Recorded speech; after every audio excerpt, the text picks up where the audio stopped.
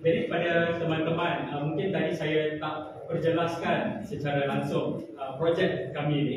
Jadi projek demo dokumentasi sejarah lisan protes di Malaysia ini merangkumi tempoh 15 tahun, iaitu dari 2007 sehingga 2022. Jadi projek ini melibatkan lebih dari 50 jam wawancara bersama hampir 40 orang demonstran, organizer, mereka yang pertama kali terlibat dalam protes, medik dan juga first time protesters. Mungkin kebaikan daripada kita dan mereka yang veteran lah. Ada beberapa yang veteran di sini juga, nanti kita boleh dengarkan pendapat mereka. Dan bagi projek ini kami bertiga sebenarnya.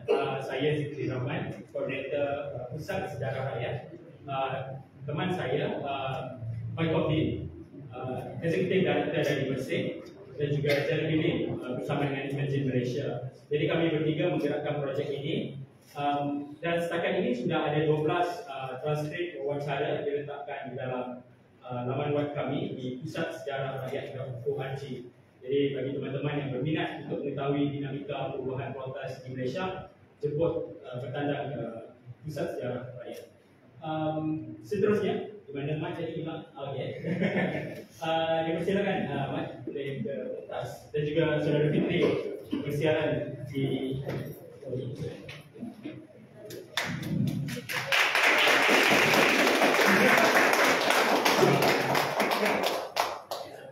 Fitri boleh dengar kan? Ya, boleh, saya boleh dengar. Okey, Masih Fitri dan Kak Awak ikut sekali walaupun ada urusan sebentar lagi, dan juga Mat.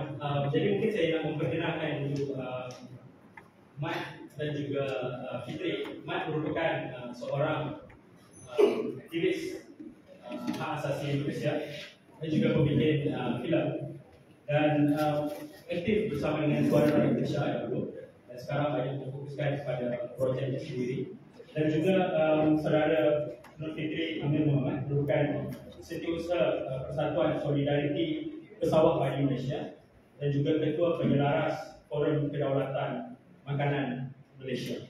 Jadi pada hari ini selepas kita menonton dua dokumentari ini, mungkin saya nak memulakan buat bicara yang agak singkat sebenarnya, sebab sebentar lagi kita akan ada satu lagi sesi panel yang lain, di mana saya akan memulakan dengan satu anekdot. Sebenarnya saya teringat kepada seorang jurugambar tersohor sebenarnya dari Jepun, iaitu Hiroshi Hayama.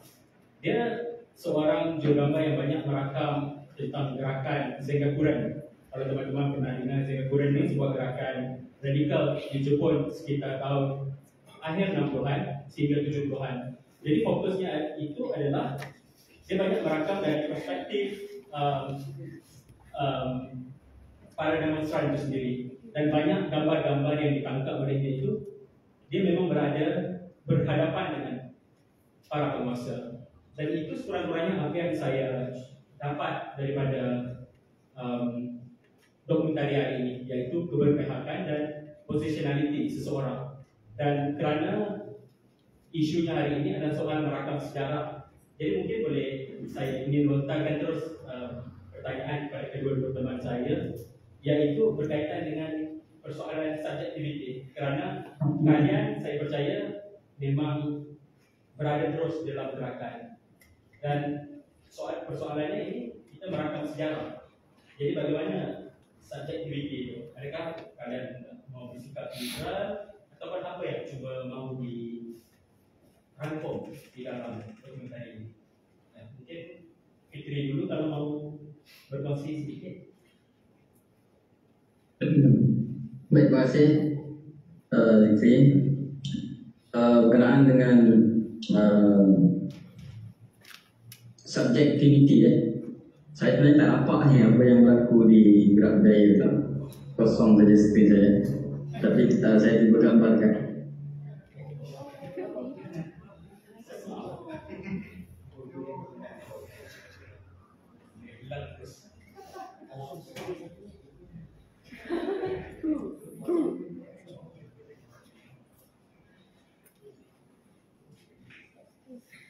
Yang dihasilkan. Jadi dokumentari ini adalah dokumentari pendek.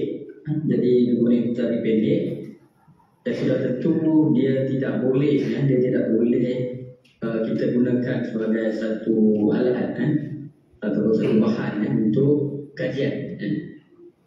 Jadi fungsi dokumentari pendek adalah untuk menarik perhatian. Jadi dia sepatutnya bermain dengan perasaan, bermain dengan visual, audio. Jadi sudah tentu kita ada tugas di sini lah sebagai director untuk pilih apa yang kita nak sampaikan, kesedaran apa yang nak kita sampaikan. Jadi subjektiviti dia adalah saya ingin menyampaikan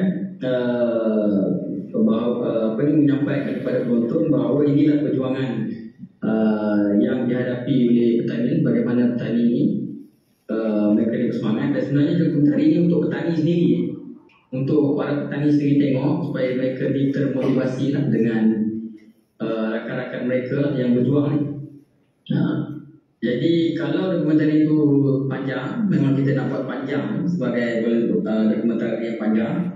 Kalau biasanya dia ada pemikir filem ni, dia ada punya prinsip-prinsip lah. Kalau dalam konsep kita ikut macam yang saya punya tu, kita ikut perjalanan dia. Jadi selama bertahun-tahun ni kita akan ikut dan rekodkan, dan yang akan membuat kesimpulan itu adalah penonton. Jadi biasanya kalau kita tidak edit terlalu banyak, kita just paparkan apa kehidupan mereka seharian, event-event yang menarik yang berlaku, yang itu dia akan lebih bersifat neutral lah. Jadi dokumenter ni, director ni tidak akan masuk campur lah dengan apa yang berlaku. Yang ni lebih lagi dalam hal merekod kebudayaan suatu bangsa, satu kaum ataupun individu, bagaimana dia menjalani kehidupan dia dan sebagainya. Tapi dalam petani bukan malas dan juga hidup petani, hidup rakyat ini, memang saya menentukan apa benda yang nak disampaikan berdasarkan kepada dia dokumentari yang pendek. Jadi dia kena ada matlamat yang jelas lah. Dia tidak terawang-awang. Itu.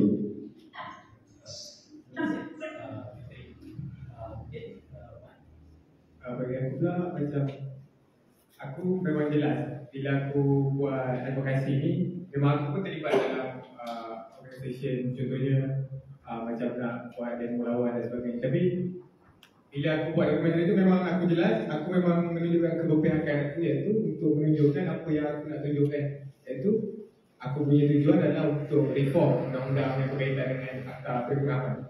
Jadi itu yang aku tunjukkan, apa yang kekurangan dia dan apa macam mana dia menjejaskan kegunaman kat Malaysia lah.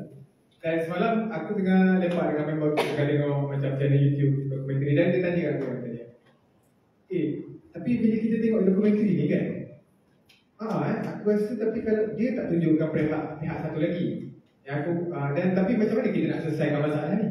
Dan aku pun tengah macam orang ni, aku cakap dengan dia, itu bukannya tugas pendokumentari. Aku tugas dokumentari itu untuk menunjukkan apa yang dia nak tunjuk, dan masalah itu bukannya orang yang buat dokumentari itu nak selesaikan. Sebab permasalahan apa pun dalam bentuk sosial, dalam kerangka lebih besar adalah diselesaikan dalam bentuk kolektif. Jadi tugas pendokumentari itu dia lebih individu dan mencakupi sekiranya dia rasa apa yang dia nak tunjuk itu jelas.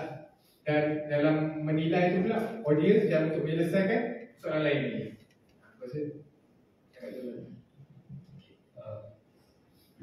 kasih dan juga Fitri bagi soalan. Sebab saya fikir betul ada pergerakan, ada jelas, tetapi pada waktu yang sama kerana kita cuba merangkumi sejarah itu dan sejarah hampir mustahil untuk ada yang objektif, dan secara jelas mungkin di dalam dokumentari itu cuba ditayangkan, cuba dirangkam untuk wujud ada dinamika yang berbeza. Dan seperti yang Mat tadi kata, kita ambil mustahil untuk tangkap keseluruhan isu itu di dalam mungkin 20 minit ke 17 minit dan sebagainya.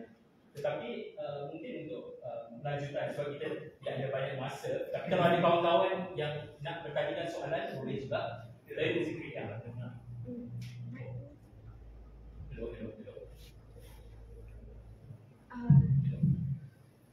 Di atas. Hello.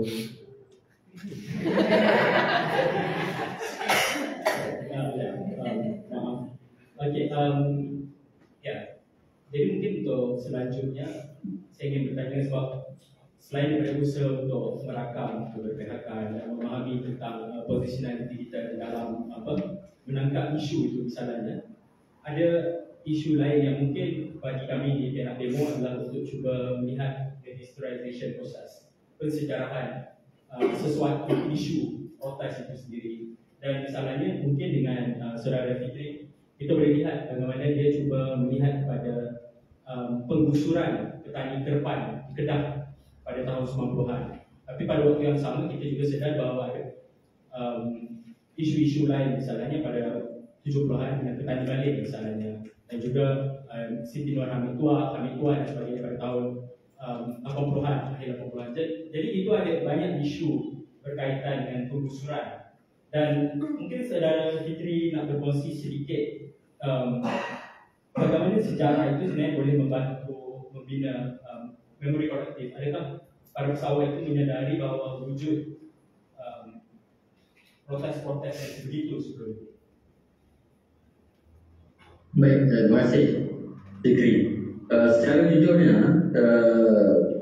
melalui pemerhatian saya lah bersama dengan pesawat ni,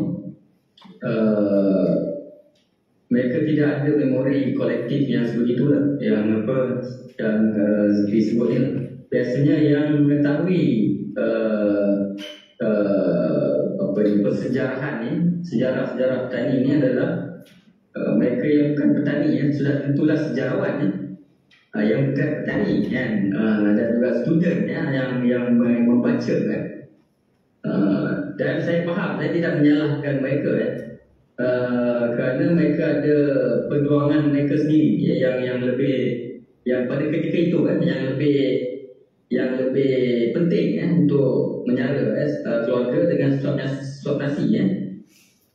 Jadi inilah tugas, ya, mereka yang belajar sejarah, mereka yang menulis, mereka yang mendokumen. Tugas kita adalah untuk membantu mereka untuk mengetahui, ya, apakah perjuangan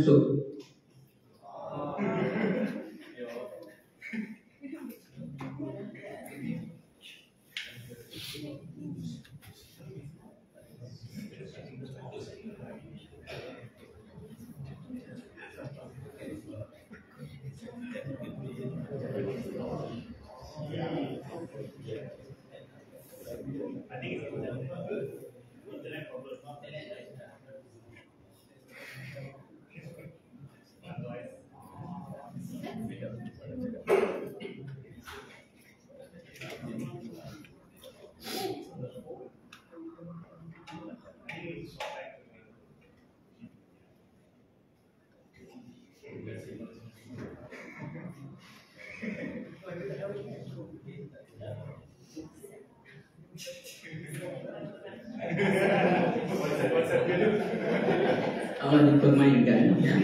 Maka mereka tidak tahu dan mereka terus akan menjadi pengikut saja. Jadi ini tugas, ya, sebagai contohnya dalam persawahan, Pertubuhan Persaudaraan Pesawat Malaysia. Tugas kita adalah untuk merekodkan perjuangan petani dan membantu mereka untuk bersuara, ya. Dalam konteks membuat siaran akhbar, mereka sendiri menghasilkan video dan sebagainya. Sebab itulah dalam dokumentari yang saya buat ni, ada 2 dokumentari. Saya memaparkan individu petani itu sendiri, ahli jawatankuasa dalam pesawat itu sendiri.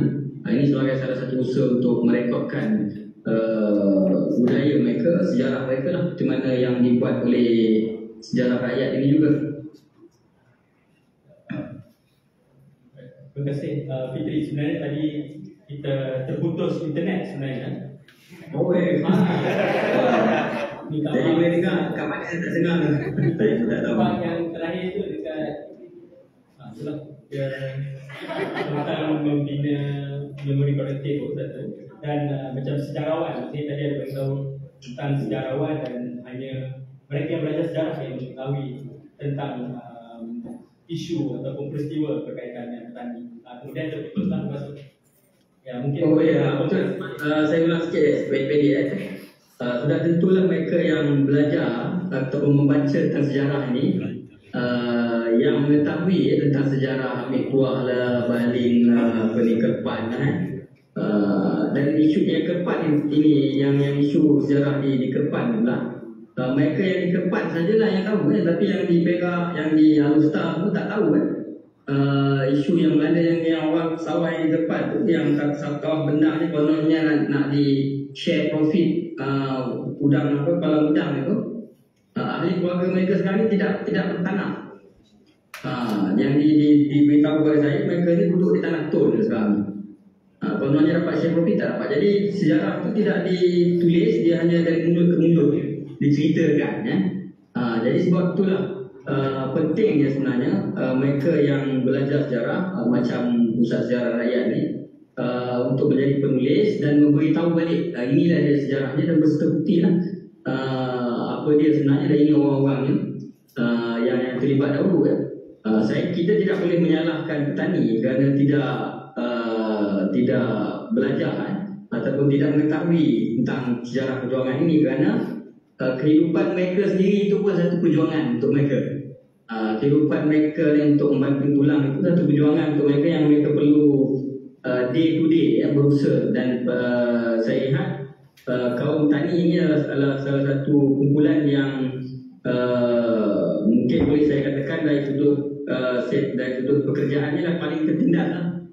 Kalau pekerja pun dia ada gaji minimum dia ada undang-undang pekerja dia, tapi petani ini kita tidak ada rule jadi mereka ni sentiasa disepak terajang oleh pemerintah dengan undang-undang yang baru untuk mengawal mereka dan sudut pening perusahaan dan sebagainya. Jadi sangat-sangat penting seperti mana yang dilakukan oleh Zikri dan rakan ini untuk merekod kembali sejarah dan kalau boleh niche kan pada sejarah perjuangan petani itu satu yang baiklah supaya petani kita ini apabila mereka berjuang itu mereka mengingati balik maka mereka tidak sepatutnya orang kata apa dipatuk ular dua kali lah dalam lubang yang sama.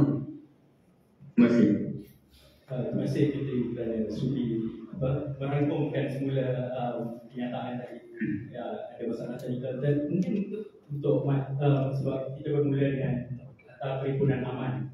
Jadi 2012 pada waktu yang sama kita lihat daripada 2007 itu mungkin semakin banyak protes misalnya Bersih, Indra dan juga perhimpunan oleh peguam di Putrajaya. Jadi itu antara orang kata ombak protes yang kemudian semakin menjadi budaya sekurang-kurangnya di Indonesia hampir 15 tahun yang lalu. Jadi saya tertarik sebab tadi ada sebut tentang sekurang-kurangnya persejarahan melihat kita sudah ada budaya protes itu. Tapi pada waktu yang sama ini saya cuba rangkumkan sebab mungkin adalah berkaitan dengan ada seorang teman Dr. Kiam Embun, dia di Kyoto University sekarang dan dia ada menulis sebuah jurnal yang sebenarnya cukup menarik untuk kita lihat iaitu di mana dia melihat bagaimana protes itu dibungkam melalui sejarah. Misalnya pada tahun 70-an 80-an itu total suppression, maksudnya pembungkaman terus kepada para protester. Kemudian wujudnya negotiation. Polis cuba untuk memahami logik para demonstran itu dan juga melalui akta perhimpunan aman ini adalah incapacitation.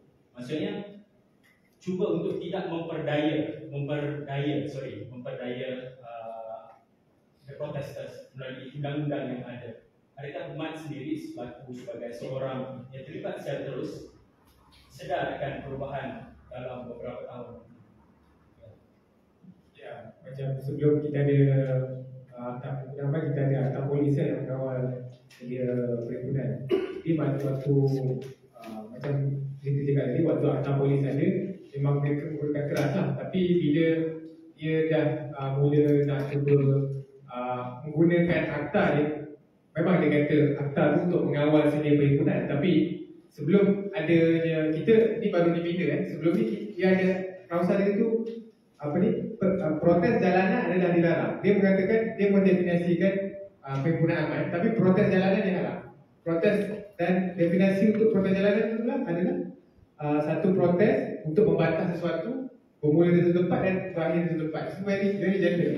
So bila ada definisi macam ni diletakkan dalam undang-undang tu, memang undang-undang tu dikatakan untuk melindungi hak atau untuk orang Ipoh pada masa zaman dia letak satu benda tu yang berdefiniasi macam tu, iaitu aku nampak benda tu mengawal, dan pada masa zaman bila dia nak gunakan untuk bungkam, dia gunakan benda yang sama juga.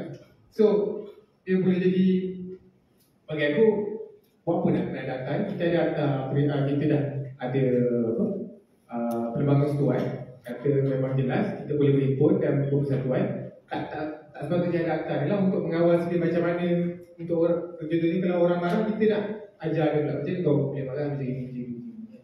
Bagi aku ya itu memang jelas lah. Dan tapi kawasan itu telah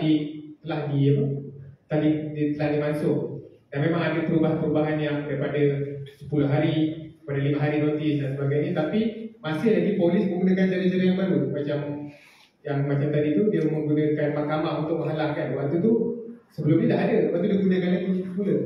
Jadi aku rasa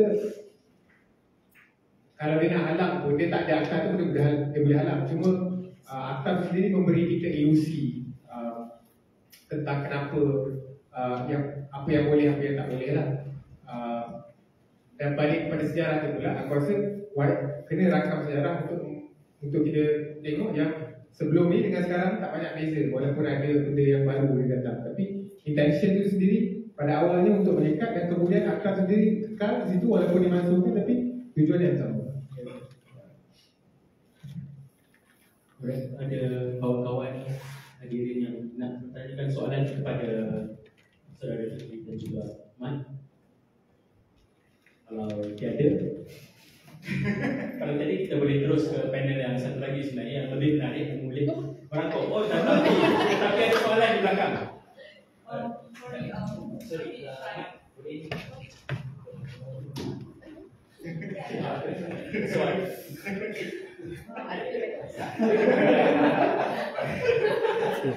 Bagi mic spek untuk pertanyaan. Saya punya soalan pasal, sebab saya pun seorang self-declared sejarawan lah, cik kan.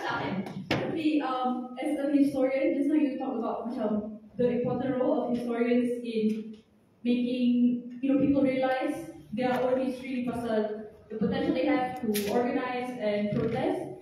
I think my question is related to how do we do this as historians without sounding self-absorbed and self-righteous? Because you mentioned yourself that kebiasaannya orang yang belajar pasal sejarah ni pun bukan necessarily petani-petani to themselves ataupun golongan yang like paling tertindas in this capitalist work structure. And yeah, how do we do that without being acah macam kita be self-righteous lah, because not everyone has access to all the education and whatnot. And how do we teach without sounding preachy? Because this is something that's we see a lot. Even like online discourse, people talk about acah, leftist, liberal, ni semua ni macam yang budak-budak KL lah, Western educated, all that stuff, which to an extent is true. But yeah, I don't know if this makes sense, and it's kind of ironic because I asked the question in English as well. So yeah, thank you. Okay. Saya I was just reminded of this quote that I once read on Twitter, my favorite website. Check it out. The most important thing about being a leftist or a community organizer is not reading Marx. It's actually about being a decent and unselfish person. So I think that relates to being a historian without necessarily trying to be self-righteous and stuff. Yeah. Terima kasih atas soalan. Mungkin ini nak jawab dulu. Silakan. Okey, lebih mudah kalau saya hanya berkongsi tentang pendekatan yang saya gunakan lah ya. Jadi pendekatan yang saya gunakan adalah dengan saya tidak memberi solusi kepada mereka apa yang bagus, apa yang tak bagus ya. Jadi saya menjadi facilitator. Saya menjadi facilitator. Dan kita tunjukkan mereka informasi lah. Sebagai contoh sawah, antara isunya yang dibincangkan dalam filem tadi, dokumentari tadi adalah smart sawah berskala besar. Smart SBB.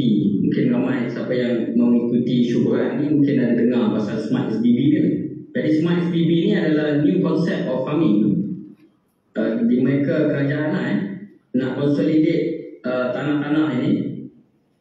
Jadi tanah-tanah ni yang mereka kata bahawa petani-petani kecil ini tidak reti untuk menguruskan tanah, menguruskan benda mereka jadi hasil kurang. Jadi kita consolidate tanah ni jadi besar, jadi modal pun banyak, and then lantik seorang CEO, anchor company. Jadi anchor company ni akan menguruskan sawah-sawah ini dengan cara korporat.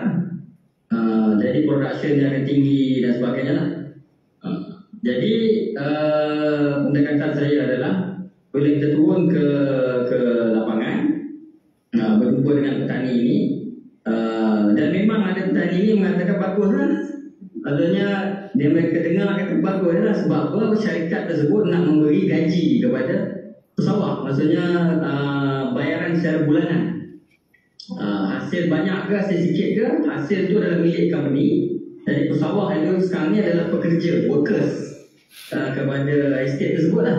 Jadi kalau selagi mana pesawah tersebut bekerja, mereka akan dapat. Jadi kita yang duduk di bandar ni pun kita kata bagus lah kan, idea ni kan. Jadi kita pun tidak mengatakan bagus atau tak bagus. Jadi kita bawa petani ini berjumpa dengan petani keempat. Rupanya idea yang sama tapi dalam bentuk kolam udang ni telah pun dicadangkan sebelum ini. Jadi ini cara dia. Maksudnya kita pendekatan yang saya guna. Saya kata apa ni, Pak Rashid cuba kita pergi jumpa di Kerpan, tengok macam mana mereka ni. Dulu mereka ni MB kata mereka boleh jadi kaya disebabkan mereka ni ada share dalam company ni. Jadi apa yang berlaku sebenarnya jadi pendekatan yang saya rasa salah satu lah, bukanlah pendekatan yang terbaik ataupun yang tepat, tapi mungkin salah satu pendekatannya lah adalah kita facilitate maklumat, informasi. Jadi kita beri informasi, maklumat kepada mereka. Jadi biar mereka yang proses lah maklumat tu. Dan of course kita kena memberitahu mereka bagaimana untuk membandingkan maklumat ini. Jadi mereka buat keputusan. Bagi saya, kalau petani-petani di Malaysia ini merasakan bahawa mereka sokong Smart SBB, maka untuk menyokong perjuangan mereka, saya akan kempen untuk Smart SBB lah. Kerana tidak semua negara itu sama Sebagai contoh di Singapura, konsep pertanian mereka itu berbeza kerana mereka tidak ada banyak tanah. Jadi mereka mungkin memerlukan konsep ini. Mereka memerlukan banyak import. Mereka tidak memerlukan 100% self-sufficient level. Mereka perlukan liberal punya trade. Tapi Malaysia tidak. Kita perlu nationaliskan kita punya trade dalam konteks food security ni kerana kita nak protect farmers dan sebagainya dari sudut pasaran Jadi perkara ini berbeza. Jadi tidak ada solusi yang universal untuk semua. Jadi kita bagi option ataupun maklumat biar mereka yang tentukan maklumat mana yang lebih tepat untuk mereka sendiri lah. Itu pandangan saya. Terima kasih. Terima kasih Fikri. Mungkin respon sedikit, mungkin ada satu soalan. Aku rasa mungkin soalan tu baru untuk kejap lagi tu. Baik. Tapi boleh aku respon sikit. Sebab aku punya dokumentari bukannya tentang komuniti kan. Dan aku rasa untuk aku tak bersifat preachy dan sebagainya, aku rasa dokumentari itu memang bersifat untuk nak convey something. Dan aku bukan ahli sejarah, so aku rasa tak ada banyak authority kan untuk cakap pasal macam mana ahli sejarah untuk convey benda tu lah. Tapi cuma bagi aku melalui dokumentari ataupun topik yang kali ini adalah cuba untuk membuka ruang untuk orang boleh berekspresi kan. Jadi bila dengan cara membuka ruang untuk orang berekspresi, tak perlu lagi lah. Pada akhirnya memang perlu ada empowerment kepada orang bawahan. Tapi akhirnya kalau mereka sendiri tak ada hak untuk bersuara, bercakap tentang apa hak mereka sendiri, tak boleh juga mereka boleh bercakap. Sebab set lagi mereka bercakap apa akan dibuka. Dan aku rasa taktik bila orang cakap kenapa jangan untuk preachy untuk bagi tahu sesuatu, itu adalah aku rasa satu hujah untuk mematikan orang yang melawan. Jadi bila kita melawan, dia akan tuduh kau liberal, dia tuduh kau leftist, dia tuduh kau too preachy. Sebab orang tak suka. Dia menggunakan naratif tu untuk menutup mulut kau lah. Itu perspektif aku lah, bukan saya. Assalamualaikum Mat. Aku Mat. Aku sebagai diri tak ya.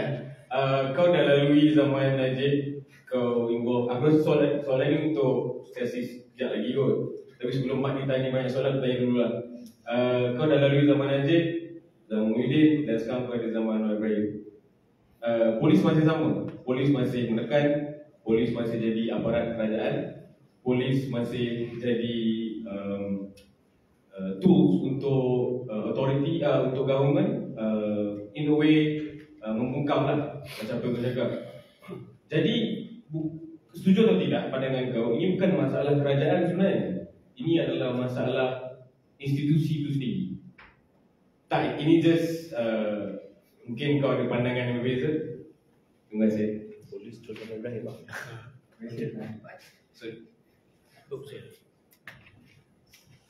Ya, aku rasa betul lah masalah institusi. Memang kita tahu masalah institusi sebab kat sini pun banyak ada orang lain yang bekerja tentang institusi polis ya. Tapi mungkin aku boleh jawab sikit dengan apa yang advokasi yang pernah aku buat.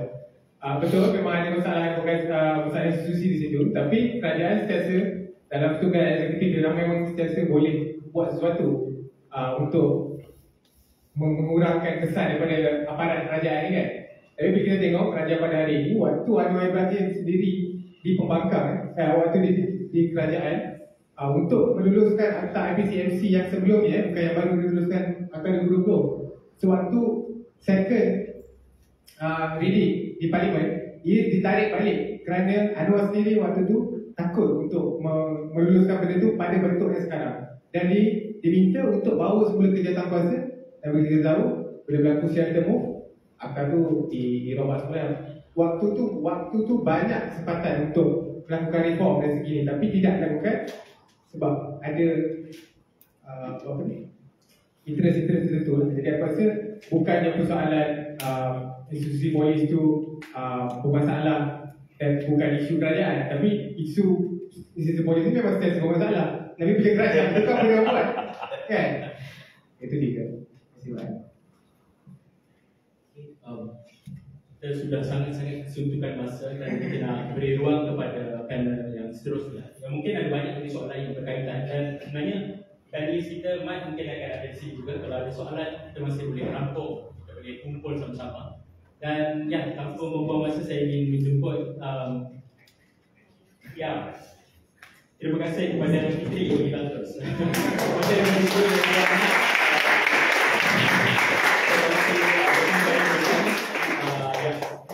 Jadi untuk kawan-kawan yang berminat dengan isu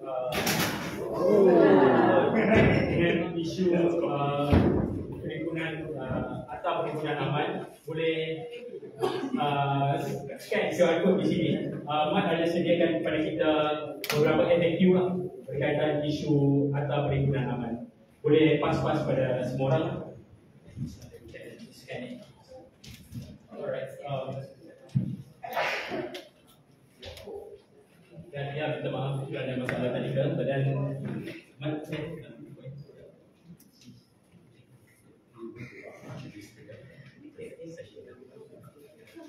So hi, salam sejahtera everyone.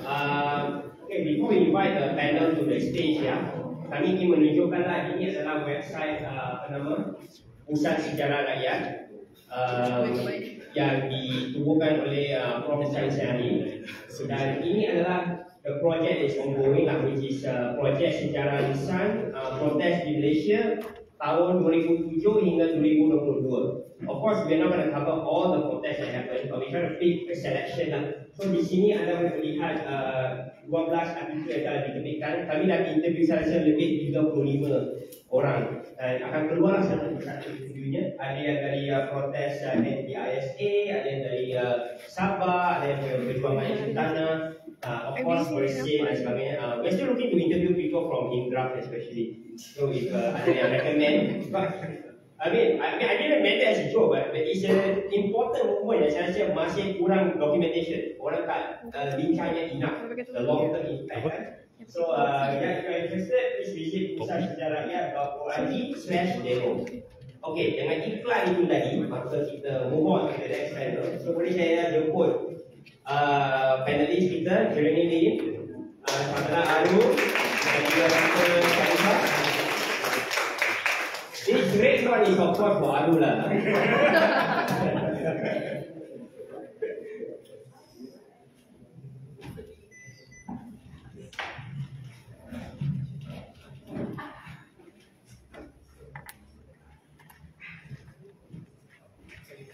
Special great okay, terima kasih. Jadi saya rasa panel ni kita boleh conduct in dua language lah, English ataupun bahasa Melayu. Feel free to converse in any language atau tanya apa-apa soalan dalam mana-mana bahasa yang anda comfortable with. So saya memperkenalkan sedikit dululah pasal panelis kita pada hari ini. Mula di sebelah kiri saya, keyword kiri. Sandra Arul adalah Timbalan Pengerusi Parti Sosialis Malaysia. Not a stranger to this seat, of course. One of the most recognizable faces in any protest.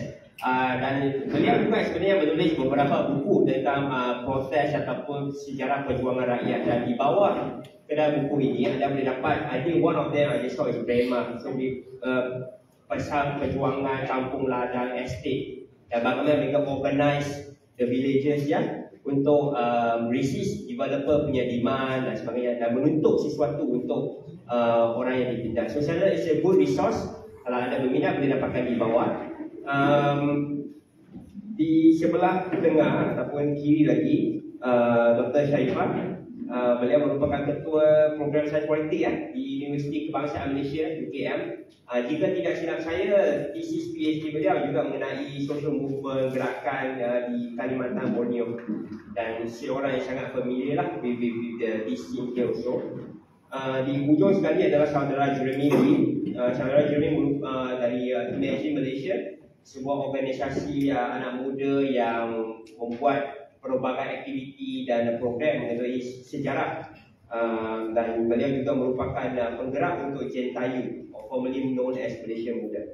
So without further ado, so saya bermula mungkin daripada Dr. Sharifah dahululah sebagai seorang akademik, pengkaji dan juga from someone who has been in movement, organized, to someone who study basically dan juga melihat pada dua dokumentari yang ditunjuk tadi dan juga berdasarkan kajian doktor sendiri.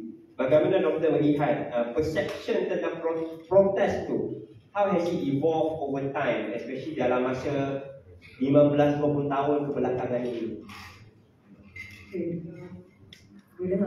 Pertama saya ucapkan Assalamualaikum dan salam sejahtera terlebih dahulu kepada semua yang hadir pada hari ini.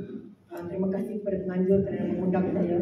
Ini agak sudah lama saya tidak berada di depan forum dan sebagainya, tapi sebab Zikri rekan baik saya mengundang saya fikir itu wajib untuk mengundang lagi. Okey, kembali kepada soalan tentang persepsi tadi. Mungkin saya boleh juga tanyakan kembali kepada pihak moderator, persepsi daripada siapa? Adakah persepsi daripada masyarakat awam itu sendiri, masyarakat sivil itu sendiri, ataupun daripada mana-mana pihak? Tapi mungkin kalau boleh saya generalisasikan di sini, mungkin kalau kita boleh imbas kembali dalam tempoh kebelakang ini ataupun mungkin seawal pra kemerdekaan lagi. Jadi kalau kita lihat bagaimana gerakan protes itu bukanlah sesuatu yang baru, bukan sesuatu yang asing bagi kita.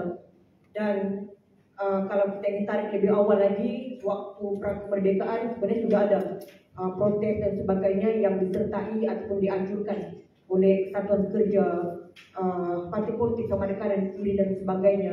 Jadi di sini kita dapat lihat bagaimana protes-protes tersebut itu dianjurkan oleh organisasi, persatuan ataupun pertubuhan dan sebagainya. Dan kemudian setelah itu pula kita melihat bagaimana ada undang-undang yang mungkin kita boleh sifatkan sebagai drakonian, misalnya Akta Mencipta, Akta Perhimpunan Awam, kemudian Akta Hasutan dan sebagainya, AKU. Jadi ini membuatkan ada sekatan-sekatan yang membataskan aktiviti rakyat. Okay? Namun dia tidak menghalang, tindakan-tindakan represif tadi tidak menghalang mereka-mereka yang turun ke jalan dan sebagainya. Dan kita lihat dalam tempoh ini mahasiswa yang mendominasi ataupun mengetuai pimpinan dalam protes dan sebagainya. So itu kemudian pada satu tempoh masa. Dan seterusnya itu kita lihat bagaimana pada tahun 1998 yang reformasi, gelombang dan sebagainya, yang pada ketika itu juga kita melihat bagaimana internet, media sosial begitu pesat digunakan untuk menarik sokongan, menarik kempen dalam talian dan sebagainya.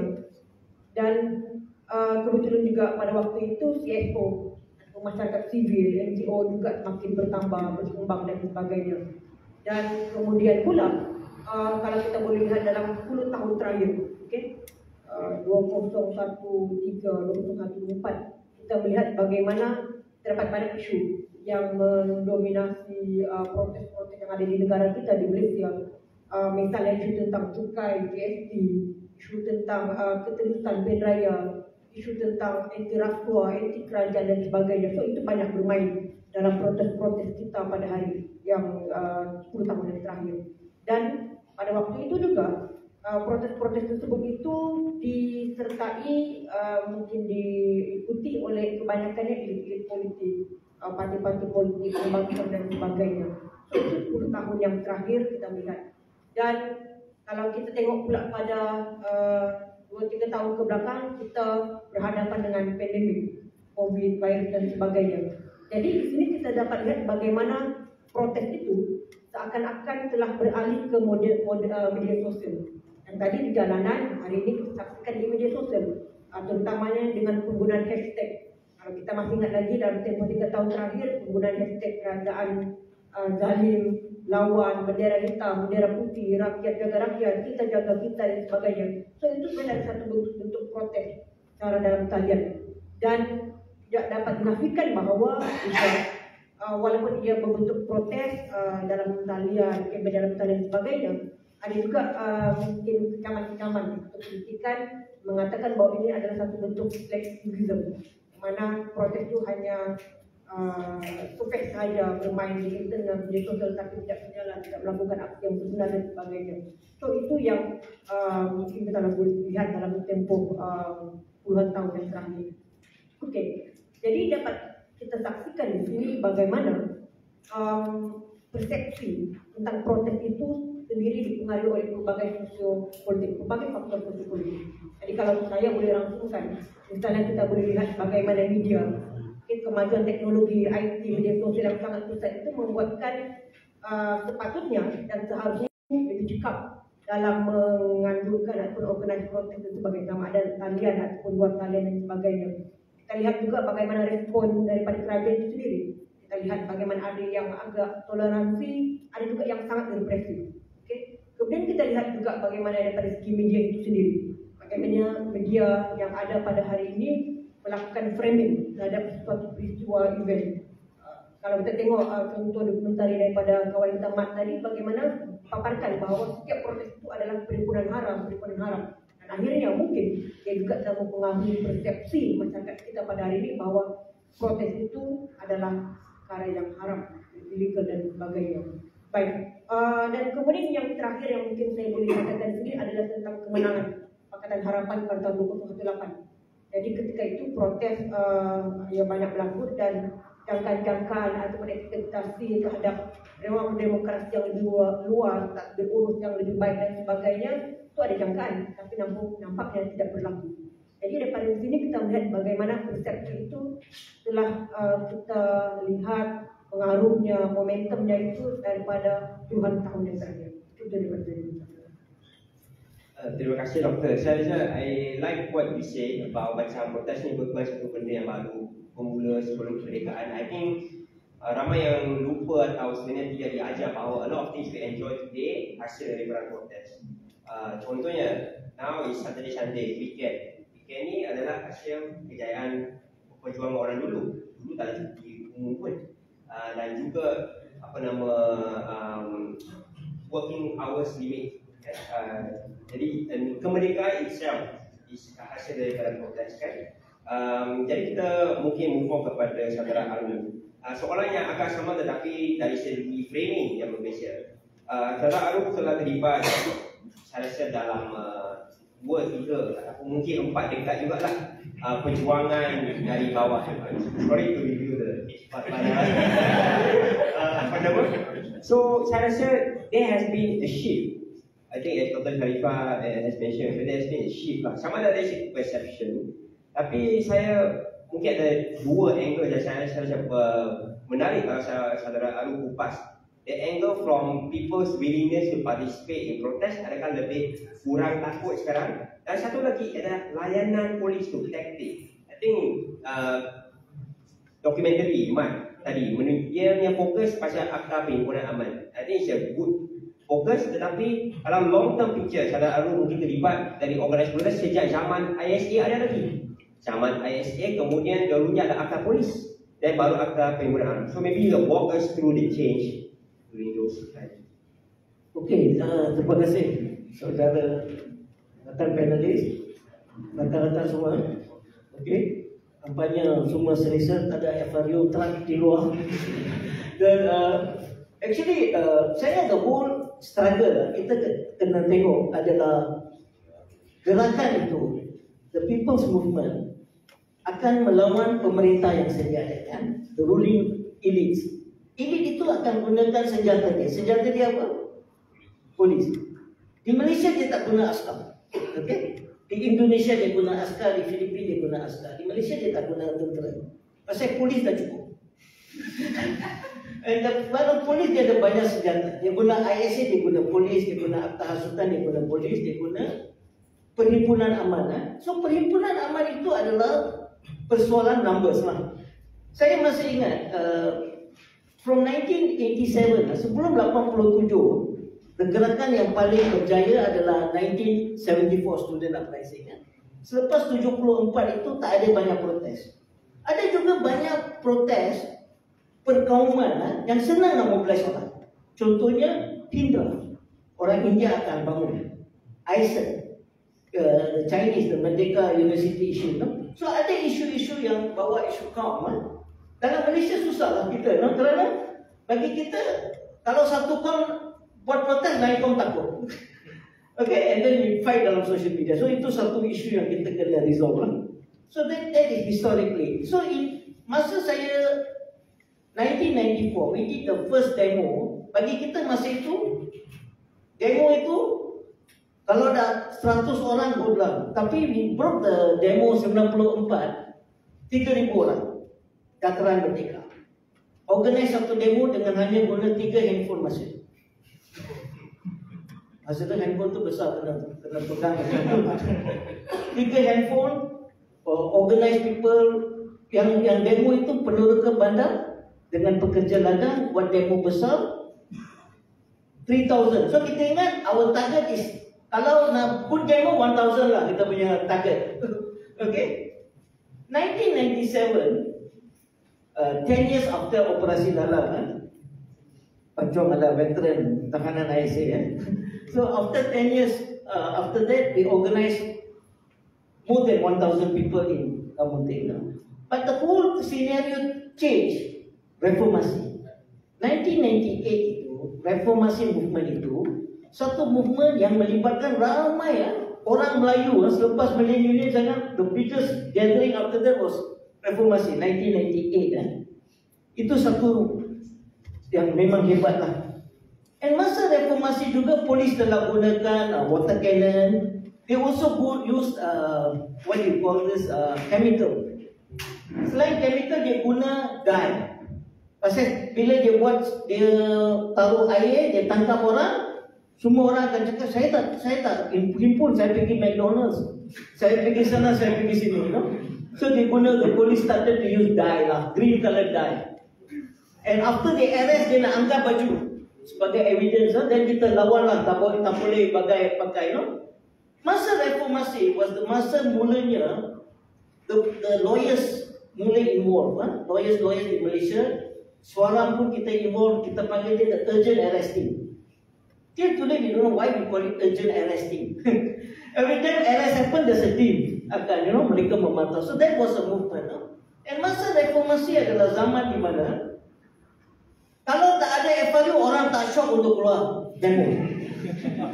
Okay, so the people movement have become very brave, you know. So tetapi I want to tell you, there are conditions yang akan, there are objective condition. Bukan senang you nak mobilize 20,000, 30,000 people. Then the condition kan kena exist lah. Dalam pengalaman saya, we organize a ISA demo. Asyik tu 10 orang ditahan di bawah ISA, including Lokman and siapa, Tian Chua, 10 people. Kita ambil 10 burung merpati, tapi kita tidak ada 10 orang untuk terbangkan itu burung. Because dataran merdeka, ratusan polis di sana. So kawan kita yang bawa burung merpati dalam motorcycle, separuh jalan beberapa burung sudah pun terbang. Okay? And we need to announce each burung. Dia cuma satu burung lepas, tapi kita tak ada 10 orang. There was another time, we had 30,000 people melawan ISA, protest against ISA. You know? And masa itu, I masih ingat, saya chief negotiator. And then I told the police FRU depan, kita depan, the police gave us, I cakap, boleh kita berbincang? Boleh cakap 1 minit. Saya bagi you 1 minit untuk bersurat. Saya cakap, woi, come, let's discuss. Kita ni ramai. Polis cakap, dia suruh semua polis di belakang dia kira 50, 49, 48. The police were doing counting down, you know. But before they reach 2015, 14, the unit Ahmad cakap, we rempo the police. So because you can do it because you have the crowd. Okay, so saya selalu in a demonstrasi, you know, the question of art of war.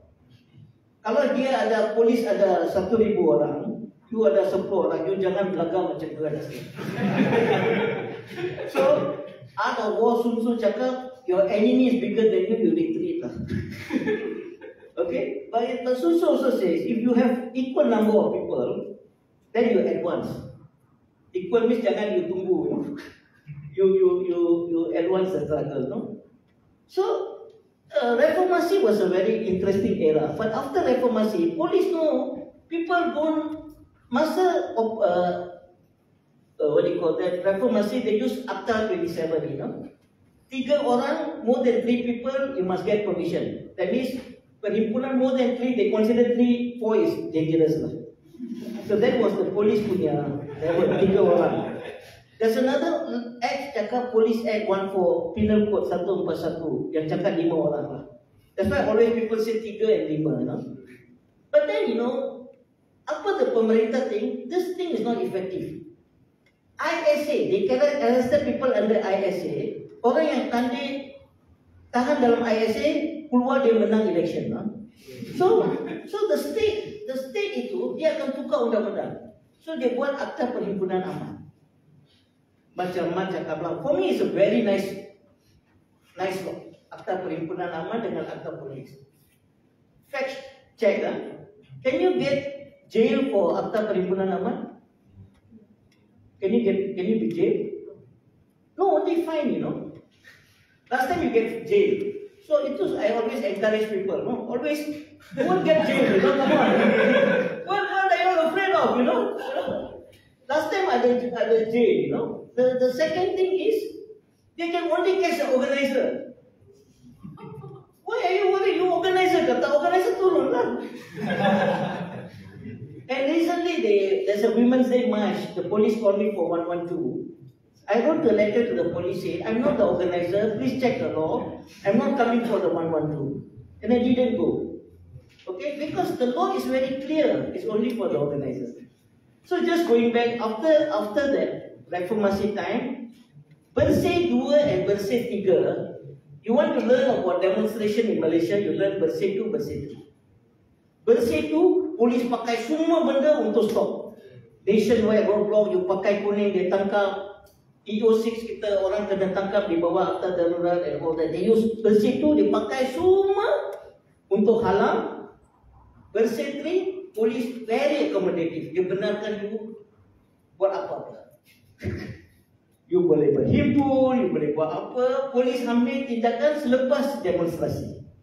So kita sekarang dalam era Bersih 3. Polis taktik belum berubah dari Bersih 2. Kerana bersih 2 ini, the police tak boleh go on with that tactic, dia guna bersih 3 punya taktik. Bersih 3 punya taktik, dia akan panggil organizer.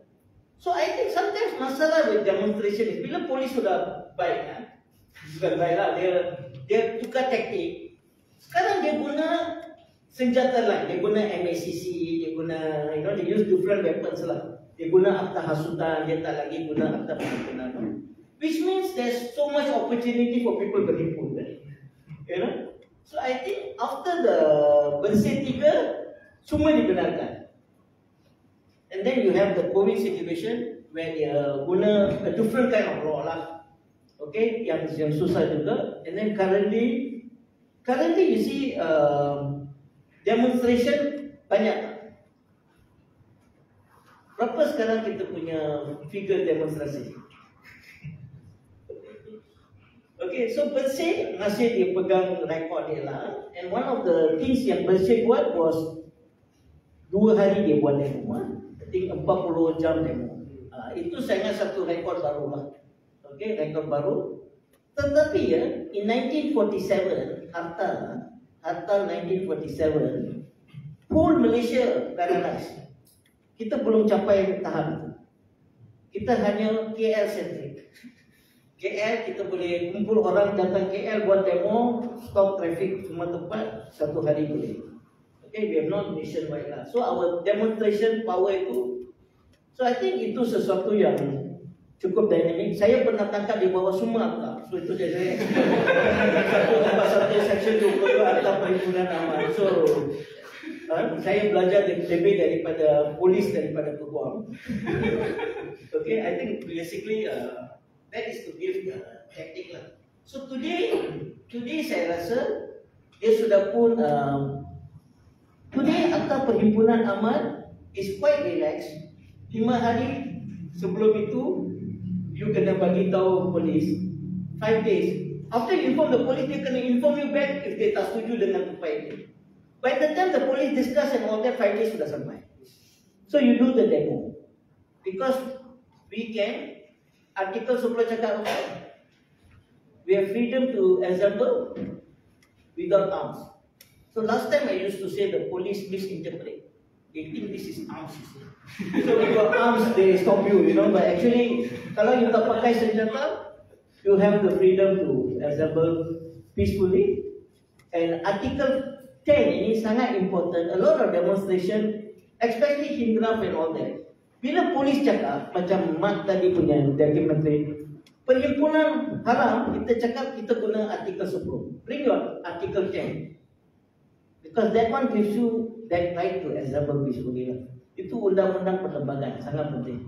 Okay, thank you. Mungkin kalau ada soalan nanti. Thank you, Arul. I think there's a lot to unpack. There's a lot to unpack in what Arul said. I'm sure we'll come back to you. Maybe Arul, for every akar yang kena tangkap, kena pakai satu medal. Ayah politik pun medal dah. So Jeremy, having Jeremy wrote a lot about the Lawan protest, and I'm sure you are also in the scene while it happened, behind the scenes semua kan. Saya rasa dari pengalaman saudara sendiri lah, in your own experience, and also from this demo project itself, since you myself, Zikri has been ongoing, and also I want to acknowledge our research team, Diana, and also Sabrina, both UM students. They are also helping us with this, and so from this project lah, what do you find from over 50 hours of interviewing with protest organizer and participant? What are the recurring themes? Is there something dapatan awal early findings that you find surprising? Oh, we didn't know this about people who behind the scene organize protest. Dari luar nampak berani, but sebenarnya there were a lot of things that they were worried about behind the scenes as well. So maybe you could help us unpack about this. Sounds like a lot to cover. I think I'll start with just something that was touched on a bit about the perception and all of that. And I think the theme that we come back to with a lot of our interviews is the role of the media. Because you can do a flash mob, the media is not there, or no one took a video and posted on social media, you might as well not have done it. And I think that's a function of the fact that the internet and social media does, I think, we may downplay it at times that the government cares, like, so what, you got like 100,000 retweets, you think the government cares? We think there are times that we downplay that, but like it or not, when that happens, the media picks it up and the government responds, right? We don't know how or why, the motivation, but the media becomes a very important aspect to a lot of protest organizing. People, have like a media person to make sure like all the journalists are lined up for your protest, so that it will be covered, and like it or not, the minister might say something, and you won technically because you've gotten the government to respond, which is what you wanted. So that's a theme that comes up a lot. That's a theme that, like, that's something a bit different. These days, your flash mob can get as much attention as per se. Maybe your cycle is a bit shorter, but as long as the media is there, you will get the response that you might be looking for to create that public discussion. And so that's, I think, one of the big themes that we come back to. I think for the sake of brevity, I'll pass it back to you. Thanks for helping us to save time. I think so. Usually, actually, kita orang nak prepare lah second round of question for moderator. But I think let's do like this lah for the interest of time and also for crowd participation. Let's pick two questions from the crowd and then I'll end one question and then you guys jawab sekali. So rather than we save one round like that, right? So first two questions from the floor and. Please address which panelist would you like to answer. Preferably not all question, all three answer lah. Sampai sini sampai maybe 48 hours bersih tiga ke ni kan. So is there any first two questions from the floor? Okay. Introduce yourself, where you're from, and which panelist address your question. Okay. Hi, my name is Hamid. Saya Hamid dari Gerakan Milis Sepenuhnya. And soalan ni untuk sesiapa sajalah. Okay, sorry. Pendapat saya ialah as a collective body politic memang ada anggapan sebuah trauma. So when you go and speak to a regular person and they talk about politics or demonstration ataupun himpunan, there's always a turn to maybe bergurau or maybe to laugh it off as a performative, ataupun kalau datang juga there is a perasaan ketakutan, or I think, and it goes back to the movie tadilah yang Mat buat tentang expression of self. And demonstration is an expression in a democracy. Himpunan ialah demonstrasi awam, demonstration of public expression. But it seems like our censorship begins from internally sebagai individu as well. Like we internalize the trauma of whatever narrative, political or social, and we don't express ourselves individually, and because of that, you don't express yourself collectively juga. What is your pendapat anda? Okay, second question. Hello, apa khabar? Saya Audi. Saya cuma nak tanya soalan berkenaan dengan ini soalan particularly kepada saudara Arul lah. Tapi mungkin ada intensi daripada pandangan saya. Saya ada soalan berkenaan dengan tadi sebenarnya saudara Arul berbincang berkenaan objective conditions. Objective condition yang membolehkan mobilisasi besar-besaran untuk berlaku. Jadi saya mungkin nak dapatkan pandangan saudara Arul berkenaan dengan kerangka ideologi dan kewujudan elemen-elemen dalam masyarakat itu sendiri yang membolehkan mobilisasi besar-besaran untuk terjadi, untuk wujud. Saya tanya soalan ini sebab berdasarkan pengamatan saya dan beberapa perbincangan dengan rakan-rakan lain lah, teman-teman lain, bahawa elemen-elemen tersebut maksudnya tidak wujud. Mas mobilisasi mungkin sekarang sudah mustahil untuk berlaku. So mungkin nak tanya pendapat panelis lah. Dan soalan kedua berkenaan dengan pada pandangan panelis lah, apa simboliknya dataran merdeka kepada protes jalanan gerakan sosial di Malaysia. Saya tanya soalan ini juga sebab sepanjang ada perbincangan ringkas semasa kita nak mengorganisasi lawan pada tahun 2020. Sebab adalah cadangan dan taktik-taktik yang mungkin boleh kita gunakan. Mungkin instead of fokus kepada Dataran Merdeka, mungkin kita boleh buat protes yang decentralized di beberapa wilayah, di lokasi lain di sekitar Melaka dan sebagainya. Tapi kita tertarik dengan Dataran Merdeka itu juga, dan dalam situ mungkin ada kekuatan dia sendiri, tapi kelemahan dia memang polis akan tahu kita nak mahu pergi Dataran Merdeka dan mereka akan blok. Habis itu. Itu je lah. Dua soalan, terima kasih. So to add to that, my question to Dr. Sharifah, tapi saya rasa mungkin saudara Arul dan saudara Jiran pun boleh jawab juga. So I think like saudara Arul say, Peaceful Assembly Act is a lot quote unquote safer, more selamat lah berbanding dengan ISA semua kan.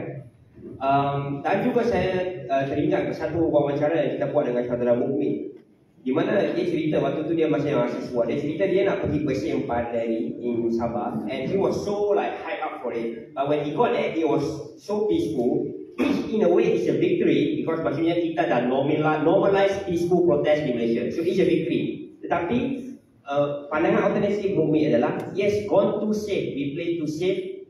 Dia jadi satu kalimah dia kata, macam hari keluarga dia kata. And he feel like kalau bagi dia lah, protes tu kalau kena tangkap kan.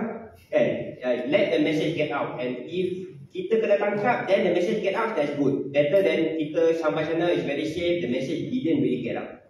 So this question lah basically of bukan nak kata is peaceful protest effective, ataupun bagaimana kita balance lah between these two. One, keep a participant safe, but sometimes as organisation that's our priority. But at the same time, nak jadi message tu keluar, dan efektif tu, protest tu efektif ke tak? Apa end goal dia kan?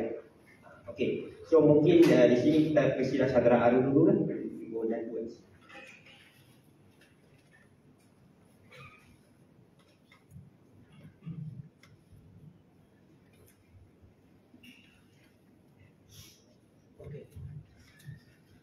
Okay, I think the first one, a bit on trauma.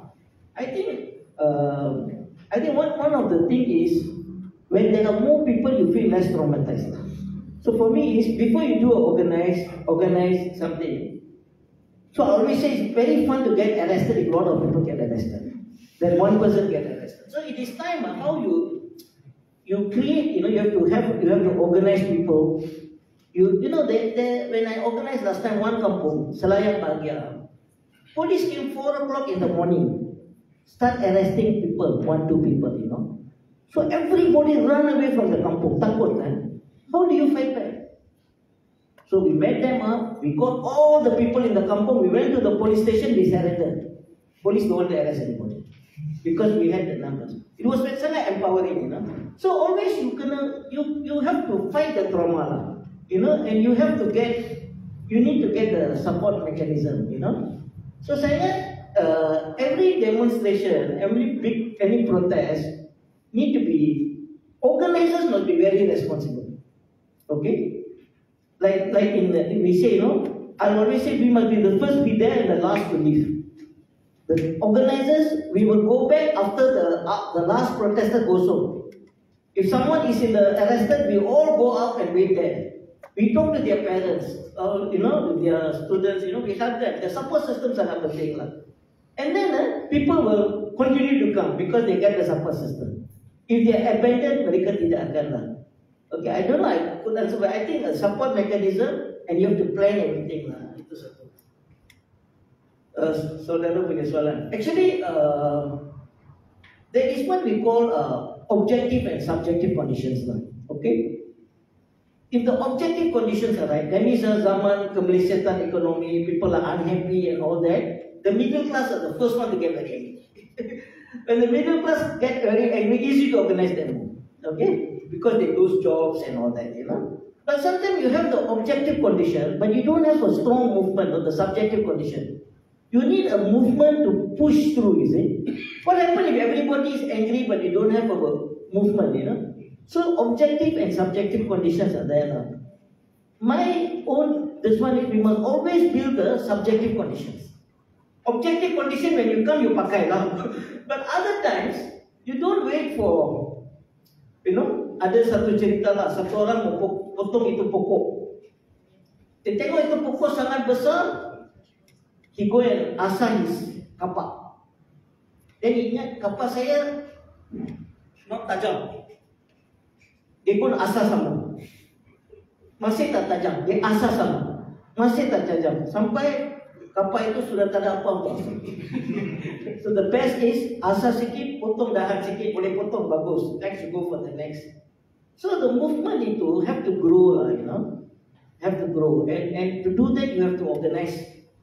You know, saya ingat bukan senang lah, tetapi kita kena membina, build subjective conditions. That means kita kena bina gerakan itu. Kita kena dalam grup kita, dalam every demo kita kena plan A to Z. Kita kena plan siapa nak kena tahan. We call it do we want to get arrested or not? Siapa kalau nak kena tahan, siapa akan buat backup? Semua kena tahan, tak ada orang untuk backup. Siapa line kedua? All that have to be planned A to Z, no? Dalam kita punya demo, we use one term, we call it ABCF. Kalau demo itu, first, we tengok ada polis sana SB, kita cakap A. A means alert. B means ada bahaya, B. That means there is no police present, light strike force semua ada. C means kita cakap crisis. That means we know, okay, we have to think what to do, you know. F means we are fucked. F means there's one protest. Before our project started, all our marshals eating makan in Lotus restaurant, everyone arrested. So I give code F. We have one. So if you have code F, we have contingency plan, you know. So everything is planned. Why Dataran Merdeka? Dataran Merdeka is for us, I think, the Tahrir Square or that for Malaysia, you know. Dataran Merdeka. There has been big demonstration held in Dataran Merdeka. Actually, kalau you ikut Akta Perhimpunan Amanah, you cannot do a gathering in Dataran because dia dekat dengan tempat worshipping. Di sini ada masjid, di sana ada gereja. Actually lah, if you look technically speaking, you know.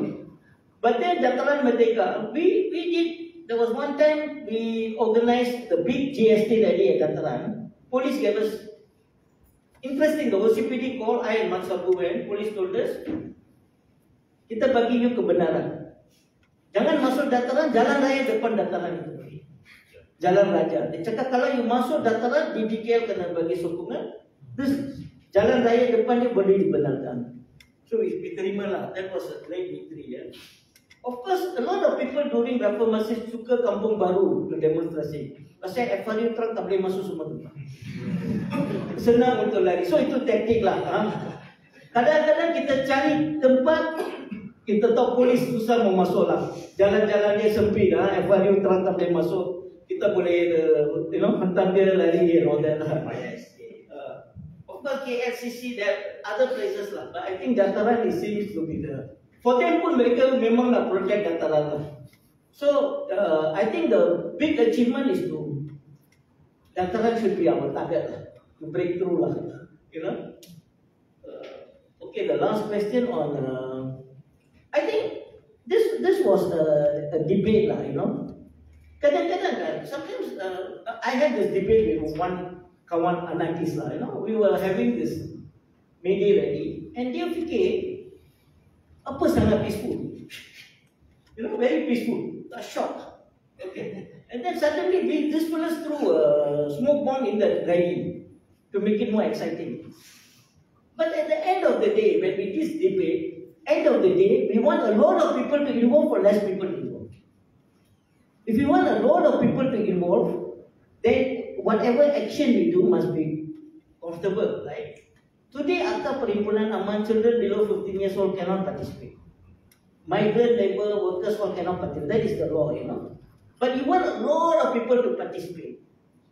Then you should make sure, but if you have a lot of people, I think the government, per se, all the undang-undang ditukar kerana ramai orang turun. Not because sikit orang turun, you know. So I ingat, tetapi again, if it is come to a carnival mode, you must think what is the next level to do lah. Mungkin you can experiment a bit more lah. Maybe we can march to Putrajaya. You know, See how you can move the process higher. Takkan carnival itu jadi punya final destination lah. Then it's nothing lah. Then you are doomed lah. Then you are always must have end of the process itu apa. That is very important. Thank you, Saudara. Dokter. Mungkin bila kita bercakap tentang carnival dan sebagainya kan memang saya memerhati juga bagaimana dalam protes-protes yang ada memang seperti carnival, festival dengan balloon, kemudian jualan topeng dan sebagainya. Saya setuju mungkin ia juga adalah salah satu cara bagaimana untuk menarik orang supaya lebih berani untuk berada menyertai protes dan sebagainya. Cuma mungkin ia akan menyebabkan satu mungkin kesan ataupun risiko untuk menunjukkan bagaimana mungkin orang tidak ambil serius tentang protes itu sendiri. Kita mungkin ke protes hanya untuk suka-suka, have fun dan sebagainya, sedangkan protes itu mana-mana protes harus ada tujuan dan matlamat yang perlu dipahami oleh semua, bukan sekadar suka-suka. Jadi saya fikir ia mungkin boleh membantu untuk menarik perhatian orang untuk menyertai, tapi pada masa sama ia juga perlu diiringi dengan satu kesedaran bahawa kita perlu berani, kita perlu berada ke depan dan kita perlu faham kenapa kita turun protes, kita turun berjalan. Mungkin ini juga boleh kita kaitkan juga dengan budaya kita yang ada pada waktu ini. Jadi kalau saya boleh jawab juga tentang bagaimana budaya yang ada kita ini ada kaitan dengan ruling elite, ada kaitannya dengan ruling norm atau ruling culture dan sebagainya. Budaya hormat menghormati, keharmonian dalam masyarakat, hierarki, mematuhi, loyal, setia dan sebagainya.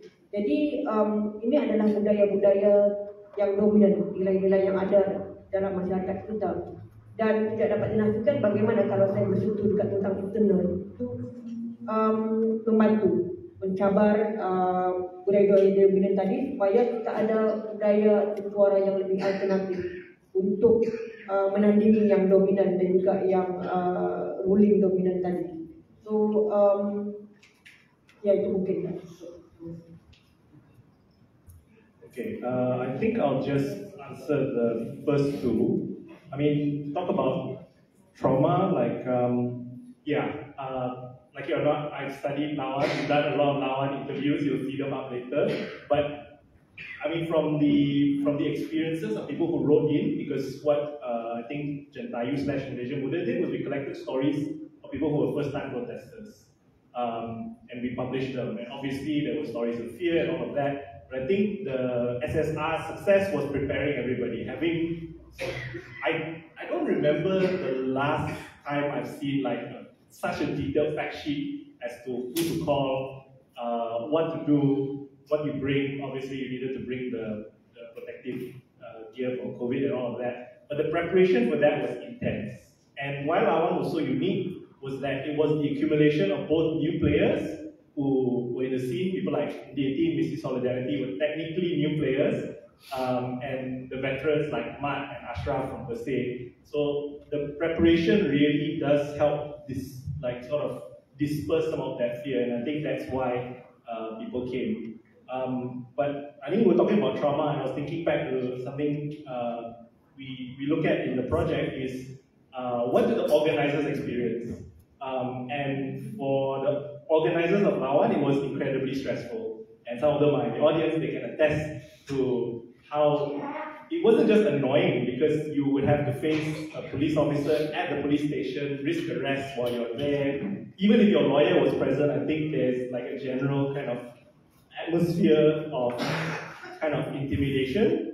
And that's not talked about. People don't talk about like the aftercare of protests. The fact that, you know, a lot of these protest leaders probably needed like hundreds of hours of therapy for what they had to experience. One of the Lawan organizers the police showed up at her aunt's house, tried to go in, I think tried to seize some of her electronic stuff. Luckily she wasn't there. She had to still go to the station, and you can see the documentation of her experience of being sort of humiliated by the police on Missy Solidarity's Instagram page. I believe it'll still be up. And so these are things that we've kind of thought about Just to get back to a bit of the purpose of the project is also for it to be a resource for future protest leaders and activists. And so this would be something that we think could be valuable to include, because it would kind of lessen that trauma, that fear, if you were looking to organize a protest. The last thing I probably want to address is, in relation to Lawan, is the objective conditions. And I think one of the why 3,000, well, the media and the police probably said 400 to 500 people, but I think our head count for SSR was 2,000 to 3,000. You can verify, right? Good. I think the reason people showed up, people dared to show up on top of the preparation, was that there were objective kind of conditions insofar as COVID was something that was experienced collectively. The entire Malaysia experienced the lockdown together. The entire Malaysia kind of experienced the economic hardships together, and that's why I think people showed up for something like that. And so I guess protests can sometimes rely on that kind of shared experience, but hopefully it's not happening again tomorrow so that we can organize a 3,000 person protest.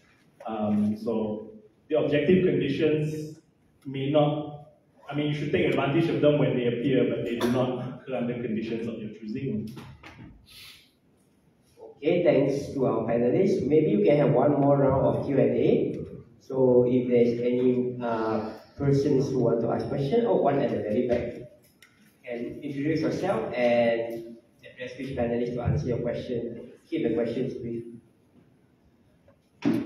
Hai, selamat petang semua. Nama saya Johan. Saya dengan teman-teman saya dari Socialist Alternative.